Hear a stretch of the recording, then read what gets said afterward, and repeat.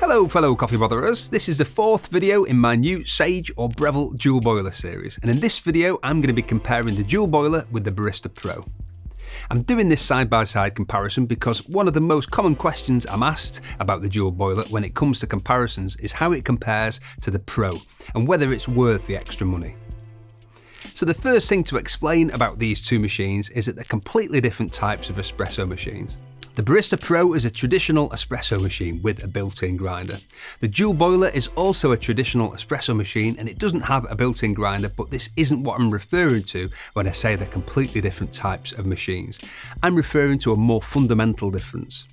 When you're shopping for a traditional semi-auto espresso machine, there are four main categories: thermoblock or thermocoil, single boiler, heat exchanger and dual boiler.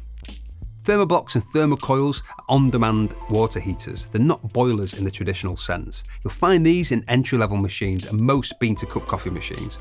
Single boiler machines are machines like the Cayer Classic Pro, the Rancilio Silvia, and these have one boiler, as the name suggests.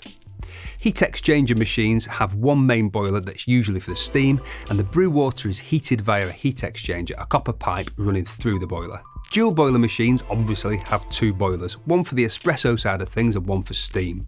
There are a couple of exceptions to this, but usually this would be the order of cost that machines would be categorised by, with thermoblock or thermocoil machines first, then single boiler, followed by heat exchanger, and finally by dual boiler. So dual boiler machines are usually the most expensive espresso machines. Thermoblock or thermocoil machines are usually the cheapest. So that's the major difference between these machines. They're in completely different categories. The most obvious difference between thermocoil machines and dual boiler machines is that you can steam milk and pull shots at the same time with dual boilers, and you can't with thermocoil machines. In theory you could if there was a machine with dual thermocoils. I'm yet to see a dual thermocoil machine, but it wouldn't surprise me if someone did create one in the not too distant future.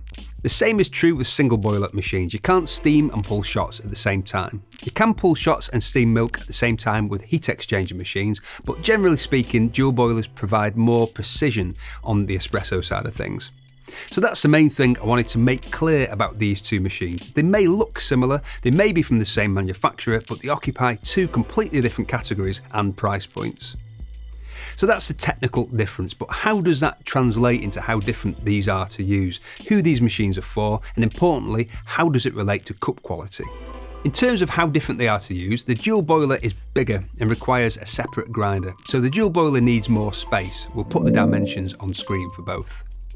The dual boiler takes about 6 minutes to heat up, the Barista Pro takes about 3 seconds. That's the beauty of the Thermojet, it's ready almost instantly. The dual boiler lets you steam milk while pulling the shot, so while the Barista Pro is warmed up faster, the dual boiler is quicker when it comes to making milkies, and the steam is more powerful. They'll both create great milk texture, but the dual boiler does it quicker.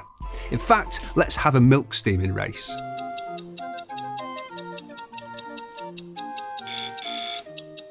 In terms of who each machine is for, the dual boiler really comes into its own where temperature stability is concerned and also precise control over the brew temperature. This means that the dual boiler is more suitable for the serious home barista, someone who wants the potential to produce amazing espresso. If you're not interested in home espresso as a hobby as such, and you just want to be able to make a semi-decent cappuccino, flat white or Americano from home, and you're looking for a relatively inexpensive option which won't take up too much room, the Barista Pro would probably be a good choice.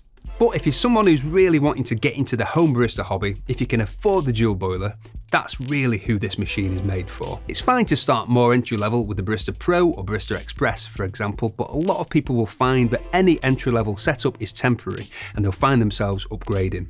Simply because the Barista Pro is fine as a starting point, but if you're developing your home barista skills, most people will get to the point that the machine is holding them back. The dual boiler is about as capable as you're ever going to need. If you start out with a dynamic duo bundle, you'll probably find yourself upgrading the grinder, but in my opinion, the dual boiler itself isn't something you'd ever need to upgrade. You might want to, you might get to the point that you want to spend thousands on a Slayer machine, a Lamazocco GS3, a V8 Eagle One and so on, but you don't need to, as the dual boiler is such a capable machine. If you're wondering which one makes better coffee, then the dual boiler has the potential to make better cup quality, but it comes down to home barista skill.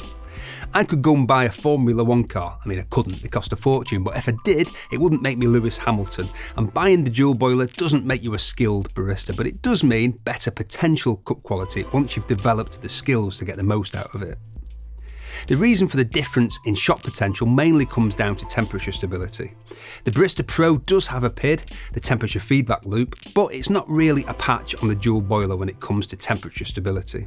This isn't just that having a dedicated brew boiler for brew temperature lends itself to better stability, but the dual boiler also has a heated group and dual PIDs which work together to keep the brew temperature very stable, and the water being fed into the brew boiler is heated via a heat exchanger, so cold water hitting the boiler isn't causing brew temperature issues.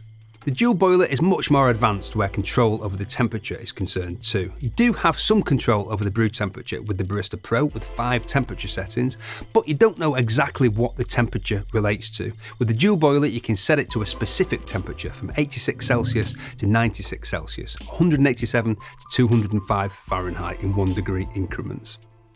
And then there's the ultra sophisticated pre-infusion on the dual boiler.